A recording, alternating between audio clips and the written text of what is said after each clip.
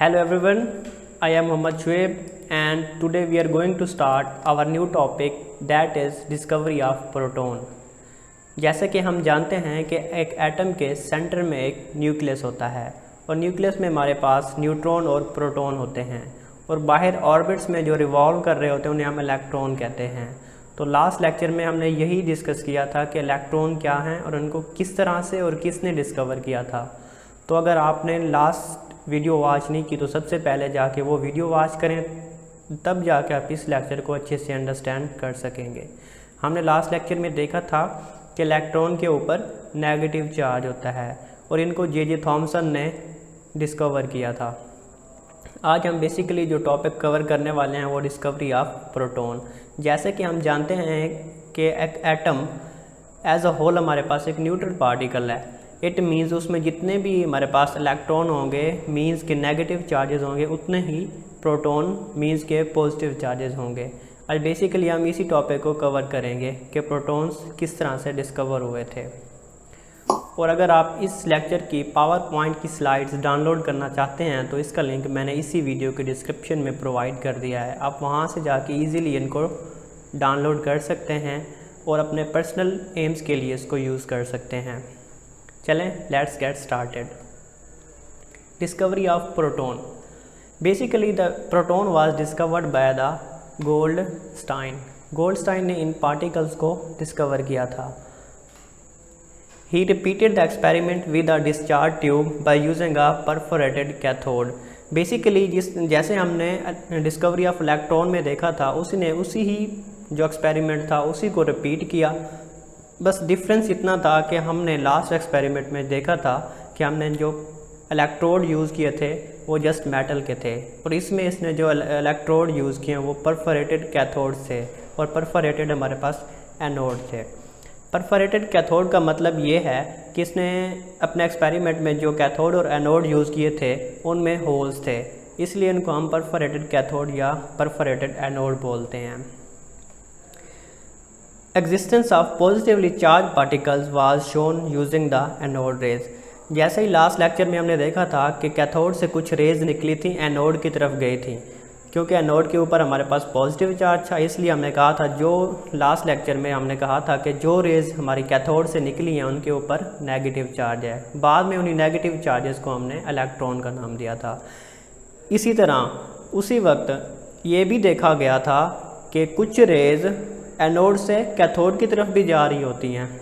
अब जो raise anode, क्योंकि एनोड के ऊपर हमारे पास पॉजिटिव चार्ज है तो जा रही हैं कैथोड की तरफ और कैथोड पे हमारे पास नेगेटिव चार्ज होता है। इट मीन्स जो हमारी रेज एनोड से कैथोड की तरफ जा रही हैं उनके ऊपर पॉजिटिव चार्ज होगा क्योंकि वो नेगेटिव प्लेट की तरफ जा रही हैं।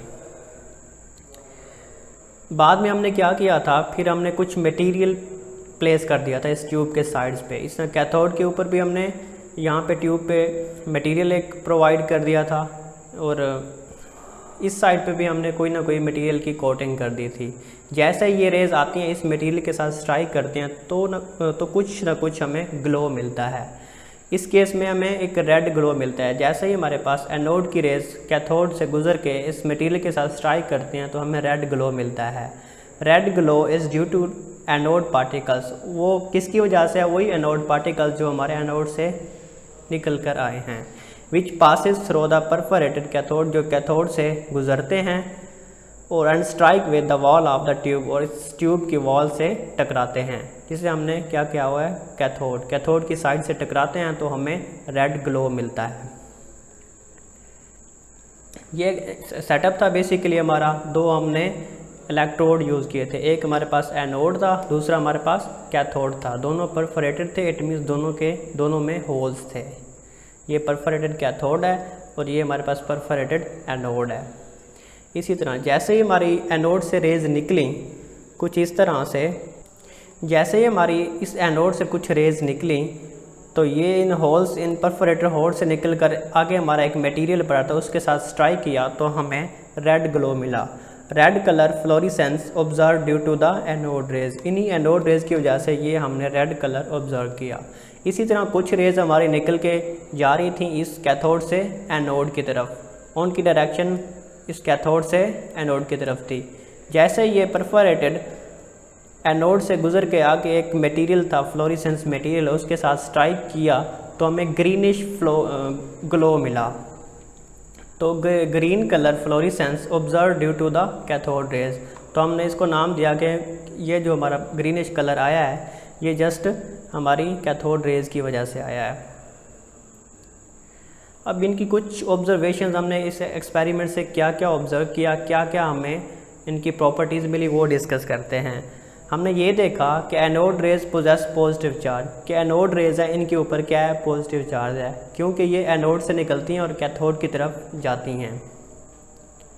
इस तरह सेकंड नंबर पे we concluded by the direction of the deflection, इसको हमने किस तरह से कहा था कि इनके ऊपर पॉजिटिव चार्ज है। बेसिकली हमने इसको जज करने के लिए, इसको देखने के लिए हमने इलेक्ट्रिक और मैग्नेटिक फील्ड अप्लाई की थी, जिस तरह हमने लास्ट लेक्चर में किया था। जैसे हमने इलेक्ट्रिक और मैग्नेटिक फील्ड अप्लाई की थी तो हमने देखा था कि इन रेज में कुछ ना कुछ डिफ्लेक्शन आ रही है, तो इट मीन्स इनमें कोई ना कोई चार्ज है, जो कि बाद में हमने कहा था कि इनके ऊपर पॉजिटिव चार्ज है। Anode rays travel in a straight line, जिस तरह हमारी कैथोड रेज एक स्ट्रेट लाइन में मूव करती थी, इसी तरह जो एनोड रेज हैं वो भी एक स्ट्रेट पाथ में मूव करती हैं।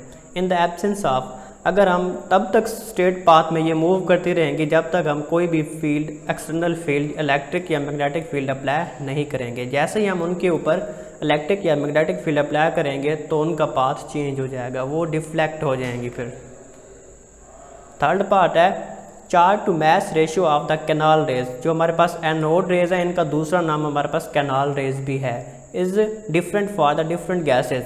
हम डिस्चार्ज ट्यूब के अंदर डिफरेंट गैसेज जो गैस ले रहे होते हैं तो उनकी चार्ज टू मास रेशियो भी उसी गैस के ऊपर डिपेंड कर रही होती है। इट मीन्स कि अगर हम डिफरेंट गैस यूज़ करेंगे तो उनकी चार्ज टू मास रेशियो भी डिफरेंट होगी। नंबर 4 है हमारे पास properties of the anode rays depend upon the nature of the gas taken in the discharge tube, और जो एनोड रेज की प्रॉपर्टीज़ हैं वो इस चीज़ पे डिपेंड कर रही होती हैं कि हम अपनी डिस्चार्ज ट्यूब में कौन सी गैस यूज़ कर रही हैं। इट मीन्स कि वो हर गैस के लिए उनकी प्रॉपर्टीज़ डिफरेंट होंगी। तो इन 1990 रदरफोर्ड ने फिर इसको डिस्कवर किया that the smallest and the lightest positive ion, smallest और lightest positive ion obtain from the hydrogen atom called them the proton. फिर बाद में उन्हीं रेस को हमने प्रोटॉन का नाम दिया था। तो ये था बेसिकली हमारे पास डिस्कवरी ऑफ द प्रोटॉन। अगर इस लेक्चर में आप लोगों को कोई चीज़ समझ नहीं आई तो आप कमेंट सेक्शन में पूछ सकते हैं, और इस तरह की अमेजिंग वीडियोस और इन्फॉर्मेटिव वीडियोस के लिए हमारे चैनल को सब्सक्राइब कर लें। Thank you very much.